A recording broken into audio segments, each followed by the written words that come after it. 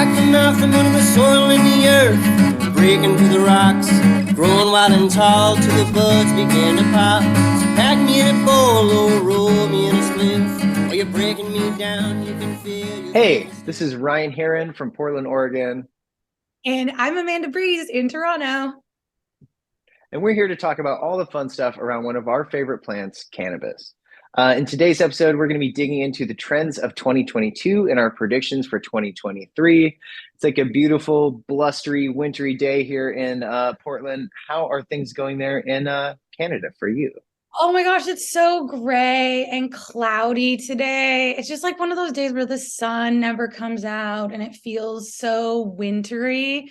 But I am next level stoked today. I'm really excited about this episode. Oh, nice. Yeah, yeah. We've been talking about the industry and cannabis and flavors for the last, I don't know, months it seems.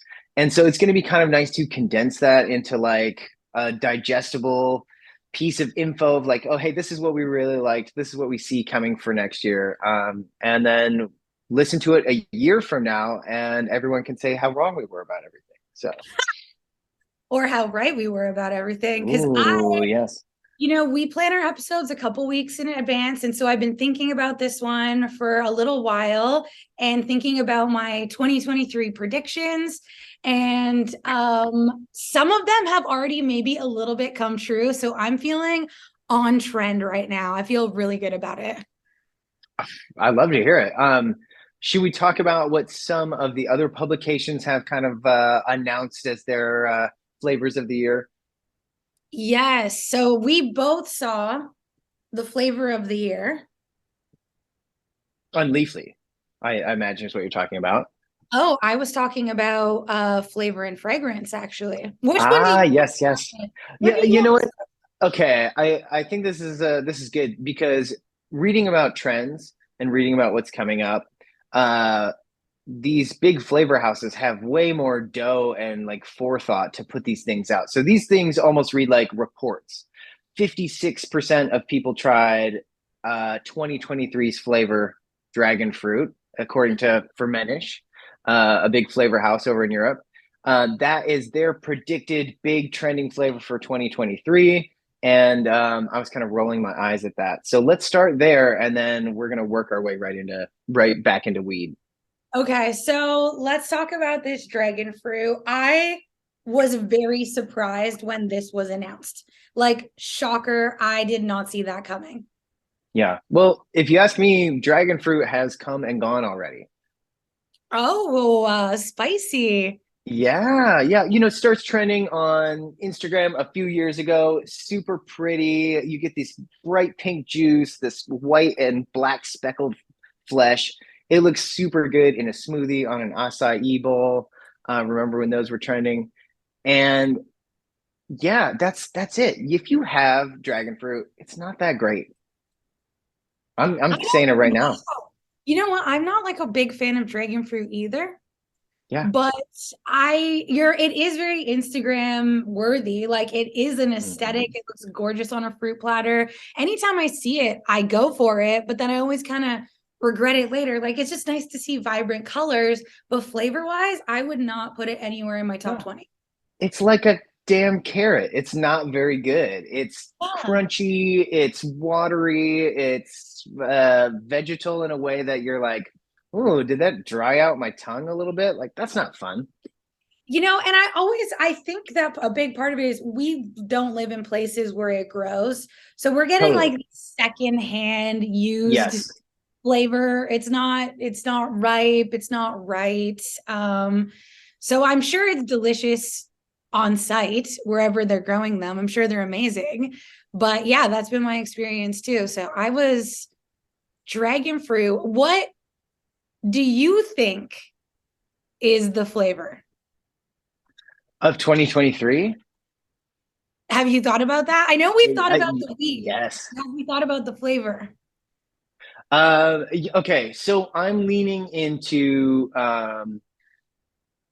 I think we're gonna see a lot more like creamy flavors. I really Oh, do. I don't think those are going anywhere. And I do think we're going to see some of these like really light or beige or like herbal flavors. Like I think we will see things more like sage as a top note added to something, Mm, right? Or I feel like we're going to continue seeing a lot of like uh, pepperminty vanilla mint type things kind of popping up and coming out. What are you seeing as like flavor trends? based on absolutely no research or Mhm. information, I'm gonna go with nutty. I don't know. I Yeah, just am feeling it inside. Like I feel like a nice, like similar to how you're saying vanilla, I'm feeling like a chestnut or like some of these like sweeter nutty flavors might, be shining in the new year. yeah, Um, although based on things that have been really popular in the shop that I work at, limes might be coming in hot. I've sure, sure. been buying a lot of lime stuff right now. We've seen some like advancement in like lime flavoring, right? So we went from this like sort of like free sucker at the bank type lime flavor. You can imagine it bright, translucent green, one note, a little like a skew of lemon, right?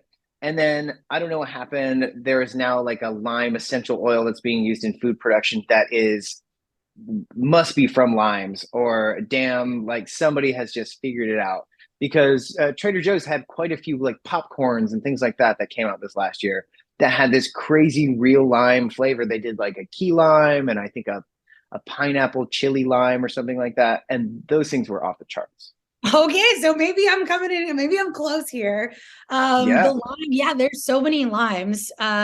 So key lime, hate. I'm not a key lime flavor or aroma person. I just find it a little too joyful, needs to turn it down a little. Um, but we do have one that's like a Tahiti lime that's a little bit more rindy. Like when you eat an orange rind, it tastes so foul. Imagine that kind of as a smell, as an Yeah. undernote to a lime note. It has this little bit of a kind of rotty funk. This doesn't belong level in the lime itself. And so it's Hmm. has like it has sort of some shape to it. It has some volume to it. It just feels like many notes all combined in one. So this Tahiti lime, or lime latifolia, I think could be big. Yeah, maybe grasses. If I had to guess, I feel like grasses haven't really had their moment to shine. Like the vetivers, some of these Yeah. here more resinous notes that don't come from wood, that aren't like your sandalwoods or your rosewoods, that are more like floral.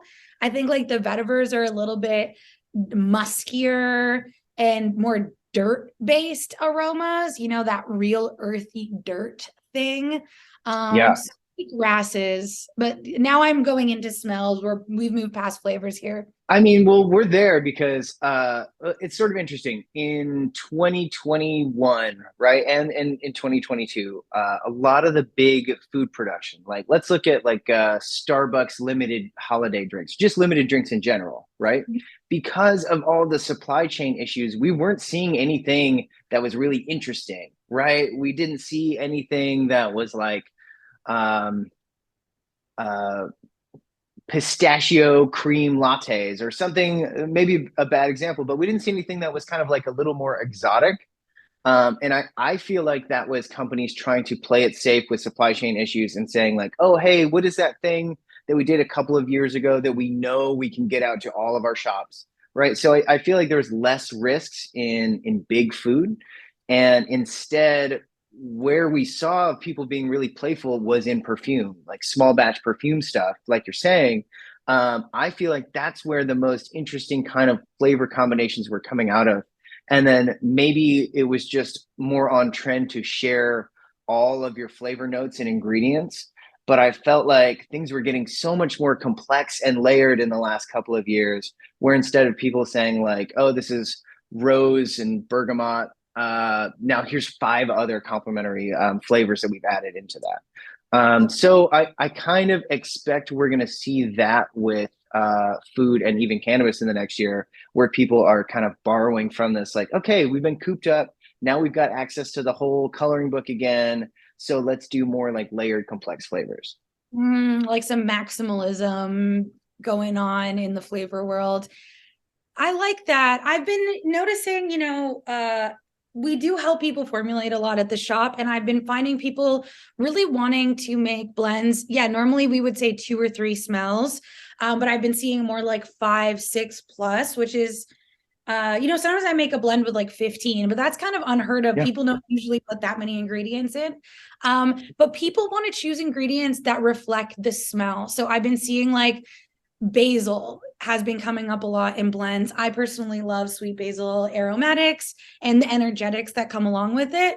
But wanting it to be like a basil, rosemary, lemongrass, and really reflect that, and then bringing in some notes that are like more exotics. So being like, oh, what would food be like in this mix? Like, what can we add that takes our standard normal herb family, or just our basic bitch flavors that everyone knows, tangerine. Like everyone loves tangerine, but it's definitely no longer an exotic. It's super basic. But then combining it with these like rarer aromatics to give it that little punch up and elevate the aroma. Well, that's what Fermentage, those were their flavors of 2022. They didn't do just one single, hey, this is the flavor of the year. What they did was a bunch of blends of what were essentially imaginary flavors.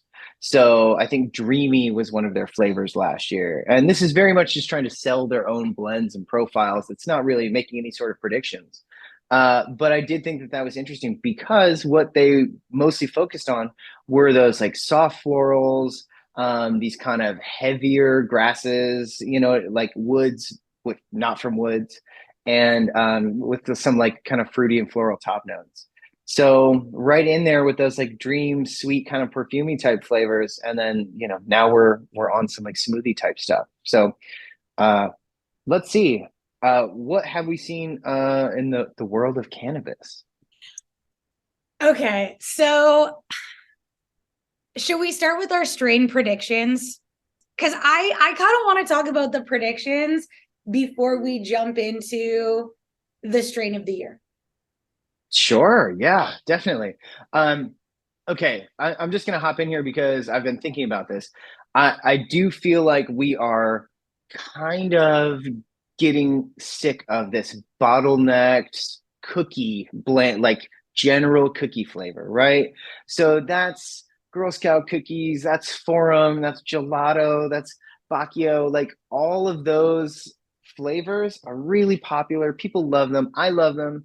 And I think it's just getting a little tired. Where are you at? Okay, straight up, that was going to be my prediction for the Leafly strain of 2022. So 2021, it was Do-si-do, and I was seeing a lot of brands using Do-si-do terpenes in some of their products if they weren't growing Do-si-do or selling a variant of Do-si-do. So when we talked the other day and we're like, okay, don't say it, but what's the prediction? My prediction was going to be a cookies variant, just because Burner has been getting way too much hype this year. They've really blown up in the cannabis scene, for good reason. I mean, they have killer genetics. Cookies has been dominating cannabis for years. I think it came out in 2010 or 2012, and it's still talked about today. So that's some longevity in a industry that's really based on trends. So my prediction is going to be a cookies-based strain as the Leafly strain of the year. Right. And so it is Jealousy, right? Which is altogether, what is it? It's a Bacchio back cross. So it's like a wound up gelato type profile. And it does come from Girl Scout cookie. Yeah. Yes. So and it's, yeah, you nailed it, right? I mean, I think we're gonna see probably a little bit more of these types of flavors before they go away. I mean, cannabis is just has such a long tail. You have to plan things out months and months, a year in advance, just to get like a really nice crop. And so the fact that these flavors are still trending, they're still fetching top dollar, they're still really nice. I mean, they're just going to be in production for forever. And let's not forget, like a lot of these are kind of like production workhorses where they've proven themselves at scale you can monocrop a whole room of this, and not only are you going to have a ton of problem, or you're not going to have a ton of problems, but also you're going to be able to sell it all. So market factors are huge when thinking about like what's going to be planned for the next year. And it's a big ship, takes a long time to turn. I don't have it on me, damn it. There was just the Growers Cup here in Oregon, which is one of the, there's so many cups now, but this is one of the like longer held cups with like a lot of really good folks in it. And I'll have to like look over who had just won to see if we can get any idea of some like new flavors that are coming down. That's a really great idea. So this jealousy announcement that came yesterday, I will start by saying I have never heard of this strain. Like, let's just start there. I had never heard of it. I thought it would be something I'd at the very least. Have you, before yesterday, had you heard of this strain? Yeah, I covered it for the magazine a little while ago. Really? Yeah, in fact, I'm looking for my notes right now just to see like what I wrote about it. It was the um the jealousy that I smoked was from Slim's, I believe, here in Oregon. And it was great because it had that crazy, almost black, super purple bag appeal. And typically, when you find that, it's like, oh, this smells like the faintest berries ever, and I'm not interested in it. And then this just had like super crazy, gassy, purple gas nose, as everyone likes to call it. So yeah, it was a winner from the beginning. Damn. So I did look it up to learn about this strain. And the aesthetically, it is stunning. And it has all the features that I love in a big, beautiful nug, which is like some nice purples, some bright greens, like beautiful orange hairs, which is like a feature that I think has really been lost in the past few years. Like orange hair Totally. sativas used to be huge, and everyone wanted those bright orange hairs. And now I'm just seeing, and maybe it's from trim machines being more popularized and they're just knocking them off, or if they're just strains aren't being selected that have that feature. So that was nice to see. Of course, the purple is just like everything. I absolutely love the depth of color. And it's just a really pretty, really gorgeous nug. It's like I call them peacock nugs because they just have every color. Mhm. They have a ton of shades, and the crystals give it that rainbow shimmer, and you can't look away. It's like perfect weed porn. Yes, right. And I mean, for somebody who really enjoys the whole sensory experience of smoking weed, this is the whole package, right? Especially if it's done really well. Here's the sad thing. Now that it's strain of the year, we're going to see a lot of really poor renditions of this and a lot of stuff that is renamed to jealousy from something else, especially because it is in this family of kind of bottlenecked cookie flavors. And I could give you something that was like an ice cream cake and tell you it's jealousy. And to the uninitiated, you're going to say like, yeah, it's close enough. It's fire. It smokes really nice. It's got that kind of like creamy-ish sort of dank taste. Close enough, right? Yeah, yeah, absolutely. So today I'm gonna go out and buy some. And if Great. you listening, I rarely to never go out and buy flowers Sure. because I grow. So today is going to be a big day for everyone. And they're only selling it in a handful of shops here in Toronto. And one of them is Cookies, which we've talked about visiting. And one of them is one of my favorite dispensaries called Civilian House of Cannabis. So Hmm. I'm undecided on which one I'll go to. I was thinking I'm going to Cookies just because from what I'm seeing about jealousy, Cookies, like Burner did play a role in helping the development of this strain. So maybe getting it from this is the closest thing to the source to make sure it's authentic. Although Cookies did not put it out, it's another company called Black Market that actually launched the jealousy strain. So I have to decide which way to go about this. But I am gonna find some and I am gonna try it because it's just always funny to me to learn something out of the blue. Like as soon as the email popped up and it said jealousy in big words, I was like, what the fuck is that? Yeah, well, and it's got kind of one of these like funny weed names too, and I think it is also an indicator that we're moving away from dessert scents Mm, because dessert flavors, dessert scents have dominated the market. Everything was biscotti and creme brulee a couple of years ago, and it's kind of funny now. Like one of the trends we're seeing, especially for this coming year, is is kind of like having to back up your clout in the industry, right? Like we've seen this shift, especially with High Times, right, where they were really trying to cover this new market, and High Times has always been super commercialized and mostly existing to sell ads. And so it was kind of funny to see the shift a few months ago where they were like, no, no, no, we're now for the renegade farmer and we're here for all the legacy folks. And we've always been here back when everything was grown in warehouses in an undisclosed location. And hey, we're still there. And they've really leaned into that. But we're seeing that trend all through the cannabis industry, right? Like, hey, I'm not one of these new Chads on the block.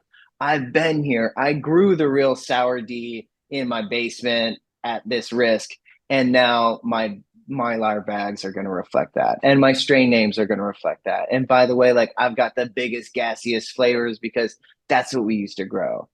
So I'm seeing a big lean towards this real or imagined authenticity that everyone is trying to display through their products. And I think that that's not going to go anywhere in the next year or so. well, authenticity is one of the key factors of creating a luxury brand, right? Like that in Sure. the industry is going to be one of those moments you have to like, it's like a touch point to really um market your products as being better than the rest. Is this like, I came from the black market, I came from this scene, and here I am. But at the end of the day, products will speak for themselves, and things that are not good will very obviously be not good. There's been a person running around the GTA, which is the Greater Toronto Area, claiming this like OG Humboldt status. And I keep Mhm. hearing about them. I've never met them. I keep hearing about them through the grapevine because I did work in Humboldt. So when I start talking to people, they'll say, "Oh, you worked in Humboldt? Did you meet this person?" And I did not, but I do believe that they work down there. But the problem is they came out here with like trying to show up with all this, like I did this, I did that, and get this clout. But they are not growing quality cannabis. And so claiming the clout isn't actually equaling any quality products on the back end. And so they've kind of burned themselves in every direction because that's what you have to do if you're going to be like, I came from this industry, I've been in this industry. Well, then it should be reflected in your products. Yeah, that's the hard thing too, is, the people who seem to be growing the best weed are like the quiet folks who are just like, I'm just up hanging with the plants. You know what I mean? And the people who are like loud and really good at marketing or whatever, I mean, that's the thing that they're really good at. So they don't always connect. It was interesting. I read this New York Times article about a weed competition in New York, right? And it was totally black market, legacy growers. And it just really reminded me of Oregon from like 7 years ago, because it was a lot of really hopeful folks who have been growing weed in their closet and talking about like the excitement around getting a license or whatever and working their butt off. And, this is someone who's just been growing weed in their closet for the last couple of years. I don't think those skills necessarily translate to having a big rec facility where you're trying to provide a lot of product for the market. And some people will catch on really quick and learn those skills. And then some people are probably best off just growing a little head stash for themselves. And there's nothing wrong with that. It's a completely different set of skills. And it kind of like reminds me of how naive everybody was, myself included, years ago when we saw this industry starting to come together. And then now, when you look at the people who are actually successful with it, it's a whole thing, right? You have to be really good at like watching the bottom line and efficiency and how much in relationships. Yeah, it's not that easy to scale up. And, Washington really saw that super hard when people were buying up big facilities and they all went under in the first 3 years because the littlest mistake can completely ruin your entire crop. And granted, I've seen that happen with growers who have done it for 40 years. You fall asleep with the humidifier on and you steam your entire drying room and your whole season's bust. Like little mistakes can have massive consequences when you're growing on a huge scale. But we are seeing growers who started off smaller making their mark in different places in the industry. And so I've been Absolutely. following this Oklahoma situation unfolding for the past few days. Now, Yeah, let's talk about this because this is pretty wild. And also, we were talking about how there being so many cups in the industry. Like, this is one of the problems with there being so many cups. and I really believe this moment is going to impact the next year of cup events. Like, I actually think this is a really pivotal moment in the cannabis community. So the thing about Oklahoma is it's low key been on my radar for a little while because a lot of growers I know and worked with in Humboldt during the black market days moved to other states when California was starting to legalize. And I saw some of them go up into Maine, and Maine has an amazing grow scene. And then I saw a bunch of them head to Oklahoma, which I thought was a really weird choice at the time. But a ton of California growers moved to Oklahoma and started growing in medical facilities there, totally legal grows. And I was just starting to follow a bunch of these farmers on Instagram, and the quality of flower that they are producing is some of the best I've seen. Like, really, truly, they are growing some amazing flower down in Oklahoma. So I even wanted to pop in this summer when I was in the States because I was like, I need to see this firsthand. Like, these pictures are insane. Anyway, last week was the Oklahoma Cowboy Cup, which I was very excited about because these growers, like I said, are doing amazing work. And the cup, where do I even begin? It's had, indoor grow, it had the outdoor grow category, it had a lot of craft growers that submitted into the competition. And of course, there's a price tag when you submit in competitions. And apparently for this one, it was like $350 per submission, which isn't unheard of, but is still a pretty hefty price tag for any small business. And what happened was that during the competition, an announcer gets on stage and announces to a live audience that the majority of the submissions have been disqualified because they're all covered in mold. All of them. The thing This is is, just crazy. yes, this is insane. So the thing is, all of these submissions, this is not a black market event.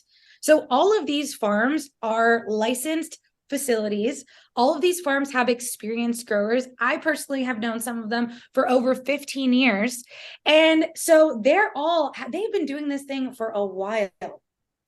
And you have to lab test your products, and you had to provide lab tests before you could even submit into this competition. So all of them had clean lab tests. Not to mention, what insane grower would submit a bud that they haven't inspected and pay a $350 price tag? Like, it's not like they're blindly reaching in a bag of like whatever and just throwing it out into the world. Like, this is a competition.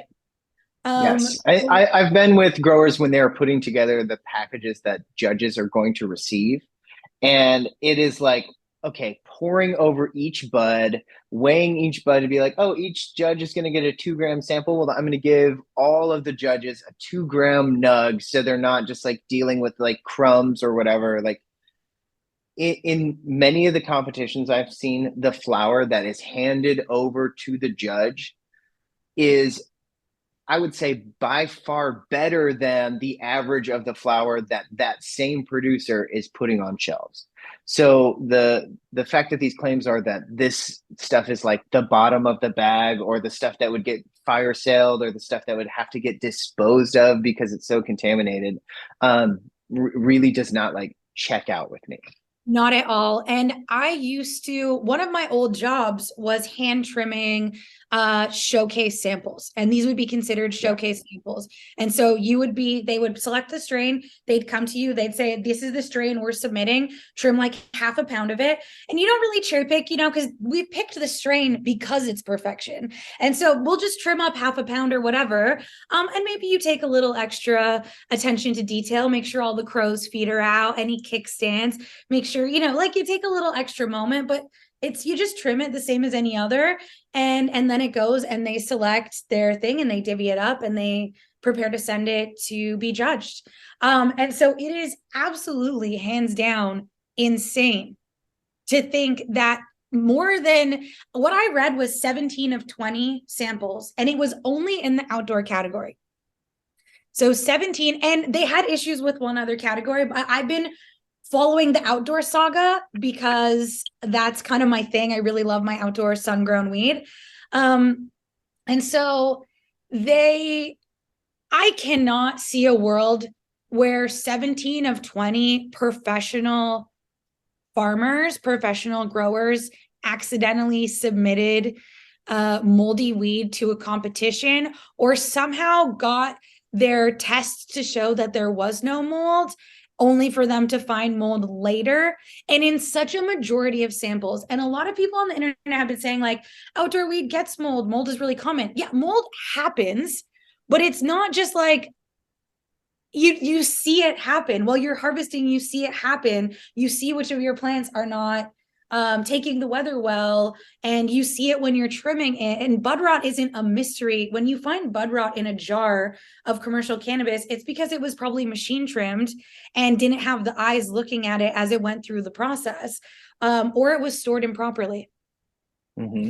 Yeah, most of this herb likely doesn't have the sort of moisture content that would, make it easy for mold to take hold in the amount of time between when it was first tested and when it was judged. Like even that doesn't make sense to me, where it's like, okay, it was tested mold clear and then put up in a dank, wet cabinet somewhere, and then maybe that's how mold was produced. Like even that seems like a stretch to me. Interestingly, okay, so I watched the live the other night. I couldn't look away. I was at home by myself screaming at my phone because I was like, there's no way this is real. It was insane. And one of the hosts of the competition, this clown, comes on the live and he, first of all, admits that he looked at the samples before the judging happened. He was like, I opened a handful of the bags. I checked them out. I was like, whoa, dog, did you just admit to tampering with samples when you're not a judge? Oh no, that's bad. Yeah, Then pretty he sketchy. said that he personally saw the mold and it looked like white fuzzy mold on the outside.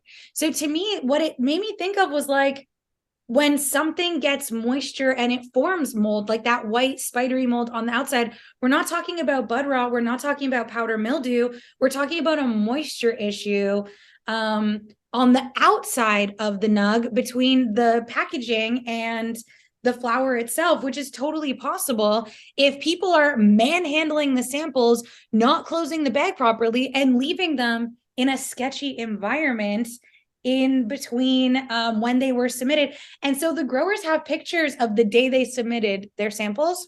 A lot of the growers are like, I took a picture holding my nugs the day I submitted them. So they're like, where are the photos? Show us the moldy nugs. And the Cowboy Cup has not put out any photos or any evidence of the mold. See, the onus is on them at this point to be like, okay, well, then we took 6 of the moldiest samples and we sent them to a different lab, and we want to show you, hey, look, we disqualified these for a reason, and this lab shows that they have mold. At the very least, they could do that. That doesn't mean that the contamination didn't happen on their end, but at least, okay, real quick. I have been around other cups and competitions where people were not happy with the winner. The winner was a sponsor, right? Or the winner is known to not produce the best herb, right? But I also saw the herb that this producer submitted and can say like that was winning weed. Like really, like I understand why people are upset. I understand it does not look good, but I'm telling you, I saw the samples. I then found out who the producers were, and the best samples were provided by that sponsor who typically doesn't grow the best herb. So I understand that it's really easy to be like, fuck that sponsor, like some homie hookup thing happened here. And maybe that is what happened, but I'm also reluctant to be like, we've solved the case. Well, it is certainly a mystery. And as similarly, the sponsor of the event did win that category. That is a but it was really by default. You took out 95% of the competition with this unfounded mold claim, and then you let yourself win. So this is why I think this is part of what's going to be a larger conversation this coming year in cannabis is like, should sponsors be allowed to compete? That is a very obvious conflict of interest. Secondly, what is the chain of custody?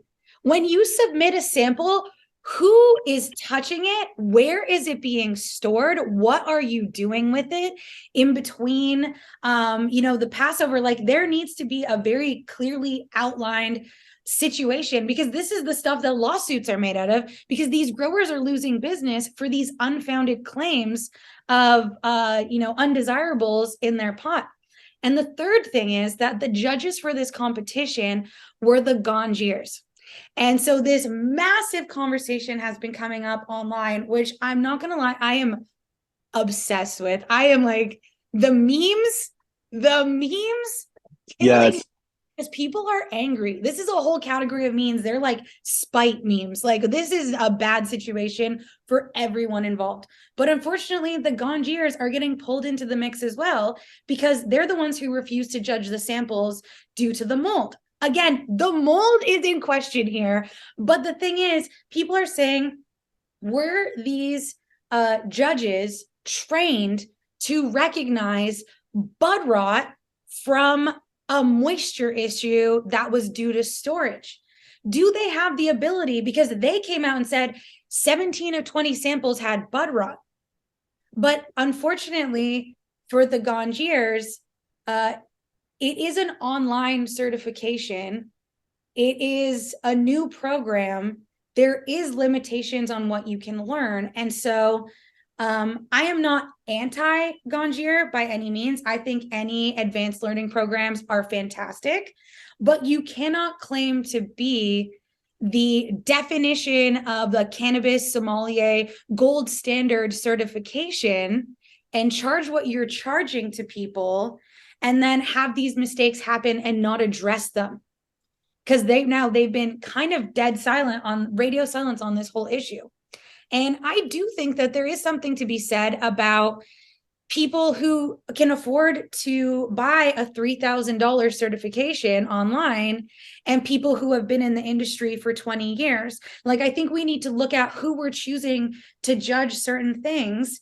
And a judging panel should have some Ganjiers on it, should have some Canna reps on it, should have representation from these great educational organizations, but they can't be the only ones. We need some diversity on these panels, including OG growers and maybe even some trimmers, because trimmers know weed like no other, and they can spot an error out of, 10 pounds in a bucket. So I think, the issue of diversity on these panels is really going to be a huge topic moving forward.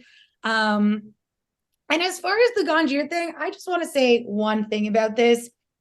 this week I was looking up perfumery classes because I always want to advance my smelling skills. And I was looking up how to become a nose. And because cannabis doesn't have these sommelier classes like they do in wine, where you literally go to France and study this intensive wine for like 2 years, I was looking for like, what is the equivalent so I can be better at my craft in cannabis? And so I was looking at perfumery classes. There are 5 perfumery schools in the world, and most of them are in France, and they cost the same as the Gangier program, but they've been around since the 1400s. Oh, yeah. There's something to that people aren't really talking about, where there are schools that teach you these skills and they have a rich history and they've earned those titles because of what they've put into these programs. And I think it's just a little bit early in cannabis to be claiming the gold standard of sommelier certifications. Right. And I want that to be really informative to anybody who's out there who's looking or interested in this stuff like Amanda and I are. Cannabis is still really new, right? New York is going to be a billions-dollar cannabis market. And I'm reading in the New York Times today, and they're still spelling it out as strand instead of strain, because like that's how uninitiated and uninformed they are, right? And like I'm so immersed in this culture. I feel like, hey, we've come 100 years. We've moved light years from where we started, and then I can just peer a couple of time zones away, and they're still trying to figure it out. So I say all of that to if you're 21, you love cannabis, you've got a killer nose on you, that's where you want your education to be. You have options. You could go take an interpreting course. You can do a Gangier type thing. You can also go to France, learn all about perfume, come back here. And if you're the most informed, most confident person in the room and can translate these thoughts and ideas, you are going to beat every single person who took a $2,000 online class who learned 100 words of vocab. You just are, right? So we're in such a space right now where you can learn from food and flavor and fragrance, right? And through scientific analysis and through hands-on by trimming or growing the plant. All of these things are going to increase your education. So don't just think, oh, hey, this is the ad that keeps showing up in my Facebook and I can take an online class. That's the easiest. It likely is the easiest or the path of least resistance, but it's not going to yield the same results as being like, okay, hands-on, let's just do this thing. Absolutely. That's cool. We're there. Yeah, it's a great place to start. Taking these classes are amazing. It's a great starting point to start to learn about the plants. Mentorship cannot be understated. Like finding a really great mentor who has been working in the industry and spending a few days on their farm or a few days in their processing facility, like you will learn so much just shadowing someone who's working in the industry, who's been working in the industry. That's where I learned the craft, was through mentorship and getting jobs, even, low level jobs in different places and on different farms. So yeah, hey, right now, just showing up in a low level job and being like, I'm here and I'm here to learn and I'm here to be a dog and put the work in. Great. Every single industry needs more people like that, and especially in cannabis. So just get in there and be like, yo, hey, me next, and you will be chosen. Yeah, absolutely. So that's the Cowboy Cup drama. I am very invested in this. I'm very upset for the growers. I think how the whole thing was handled was very shameful, and hopefully this is the catalyst for some really great changes in cups and events moving forward. Yep. If you're doing a cup and you're charging $350 an entry, I understand there's a lot of expenses with that, but you can source good quality judges for this. It doesn't have to just be the homies or the first people to raise their hand or the first group of whoever online who claims they're really good at studying herb. You can sit down in an hour or two and find really great sensory experts in this field. And a lot of times they can even be like local to the market they're in, right? I promise you, there were folks in Oklahoma who could have done a much better job judging this competition. And if there were issues with mold or whatever, not publicly called out growers in a field of their peers, which is like the biggest, most damning thing about all of this. I can't believe people did that. The amount of trust that was lost for those growers, totally unfair to them, even if they did have contaminated samples. So let's try and handle these things better in the future. Yeah, definitely agree. So speaking of growers, we are both going to make our predictions for 2023 cannabis umbrella predictions for the weed world. And so I think in 2023, it is the year of the growers. I believe that in the past few years, it's been all about the strains, strains of the year, strains that have trended. And there was a time when the strain itself was the brand, and Blue Dream is a great example about that. Like the strain became the brand, and anyone who was growing it was successful because that was the thing. But yeah, see Skittles. Exactly. So, but thinking about where cannabis was and where it is now, forever the growers had to live in the shadows. They had to live in darkness. They didn't want their names tied to things. They didn't want their farms tied to things because it was illegal, and that's how you get arrested.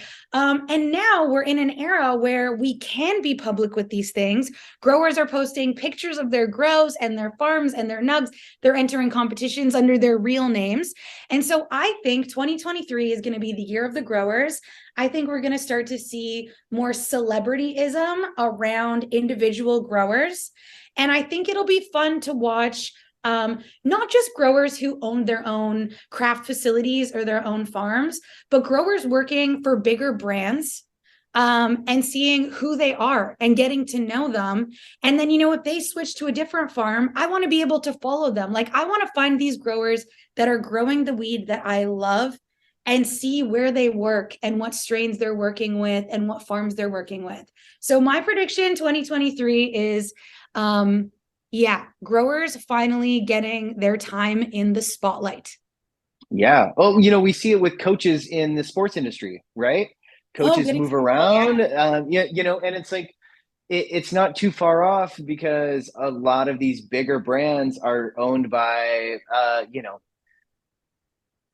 big rich dudes who are just trying to be like, great, we own something, right? Or we're going to see that these are actually like owned by investment groups, and they're like, okay, these have to turn a profit, right? So in that case, people are going to realize you do need to bring in somebody who knows their shit and has decades of experience and can like really put this together and put out good quality products. So I'm with you there. Like I think more recognition for these people that actually have these crazy green thumbs and the skills to pay the bills without mills, hopefully. That's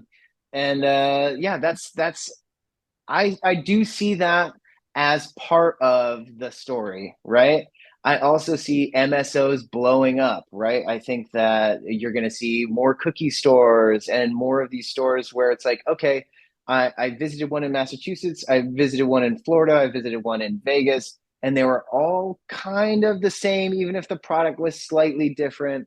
So I do see more consolidation, which means a lot of these like same exact flavors we've seen over the last couple of years. I don't see a lot of these big MSOs trying to get on the shelves with some like, hey, check out this papaya land race cross or whatever that looks all spindly and only you and I want to smoke it. But in that same way that we saw the smaller producers of food and beverage creating more complex, interesting flavors, I think that's exactly what we're going to see from the smaller producers.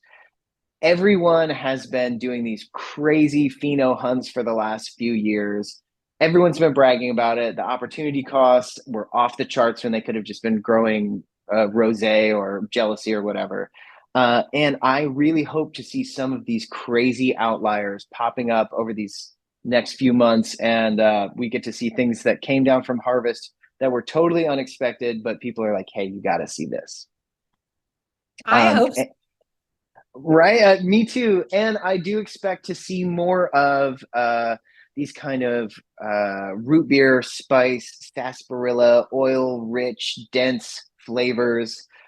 Even more challenging flavors. Like I'm just going to say, my favorite of 2022 was probably truffle butter, right? Which was popped from the same seed cross as white truffle was. So a lot of people kind of were over the white truffle GMO type profile. I loved it this year. I thought it was done better than it has been. So I see some of those like stinkier, funkier, more challenging flavors on shelves this next year, and I hope so. That's what I'm digging. I hope so too. And the past few weeks, I really noticed a shift in the descriptions of things. I would like Ooh, to think sure, we had a little part in it, but no doubt. I've been seeing these descriptions using more dynamic terms, the ones we're always demanding in all of our Hmm. episodes, and bringing some of these flavor profiles beyond the earthy and citrus and sweet into like even jealousy was described as honey, lilies, mint, and dough. Tell me that doesn't sound like something you're like, what? I want to try that. That sounds Yeah. cool. And so bringing in these more dynamic sensory profiles, I think is going to highlight some of these rarer flavors and aromatics that we're all wanting this year. Right. Yeah. A little more attention to the sensory qualities of something gives us a better vocab to talk about them, which means we're now looking for things like lilac and vanillin and weird kind of outside of the normal cannabis profile notes that we talk about, which is great, man. I would really love to see things that are more interesting.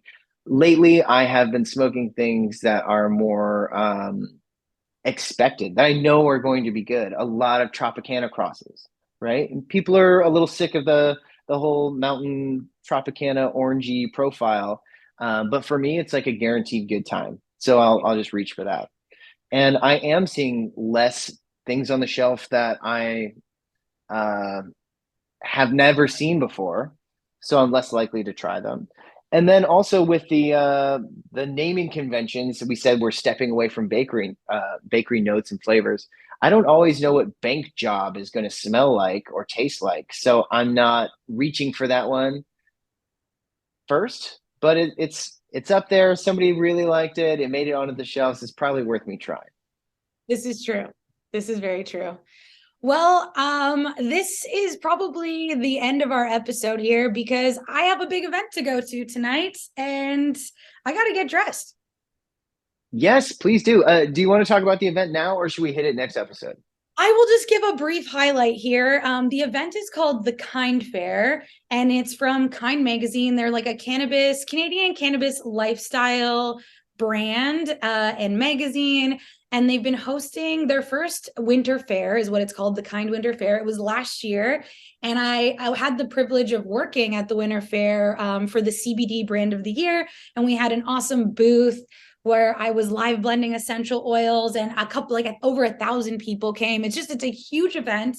It Very is cool. not a trade show, although brands do have booths, but they're all doing fun things. So last year it was like Alice in Wonderland themed, and they actually had actors and gymnasts on stilts dressed up like Alice in Wonderland. They had a massive outdoor smoking patio, which is crazy because the laws Super on important. are so strict here. And in Canada, you are not allowed to smoke on patios. So this was like, whoa. And they even decked out the patios with like ice sculptures and like just every detail was so fantastic. They had custom ashtrays and a bong bar. And it was just such a cool event. And so it's happening again today and tomorrow. And so I'm really looking forward to it. I don't know what the theme is this year, but I do know that they've put the majority of the planning into food. And so they have a ton of different food companies coming out with like really high-end deliciousness and beverages and stuff. And I don't think they'll be infused just because the way regulations are around here, but I know that they are going to host a really banging event, and I'm just excited to see what Kind came up with. Plus it's going to be outside. I heard they have a Christmas tree and they have some more festive things happening. So that is the event over the next couple days. And it does have an award ceremony. It was yesterday, the award ceremony. I haven't had a chance to see who won, but I'm sure it'll be part of the event tonight. So I'm looking forward to see what brands came out on top this year and really got acknowledged for their work in the industry. Nice. Yeah. Okay. Well, can't wait to hear more about that. We've got a few episodes in the can, but this is a little more topical than others. So we might slip this one in. So if you tune in next week and we're talking about things that happened 2 weeks ago, well, hey, that's just how this like whole stonery thing works sometimes. So don't worry about it. Normally we would we would present someone's smoking spot right now because we love hearing about all the places where you guys have lit up, like to get stoned, kind of a thing. I don't have one today, so we're just gonna say catch Amanda at the fair. You guys smoke one there. Take one for me, and we'll count that as this week's smoking spot. And if you have like a favorite place, like go ahead, hit us up on at the dot smoking spot on Instagram. Leave us a little voice message there. We love those. We'll share those. You can find me at the Loud 100 also on Instagram. And Amanda, where can we find you? You can find me and all of the Cowboy Cup memes I've been sharing at emerald.temple.living. Yeah, and if you want to talk about the drama, count me in. Nice. Okay, well, we'll be there and we'll be here next week. So we'll talk to you guys then. Bye.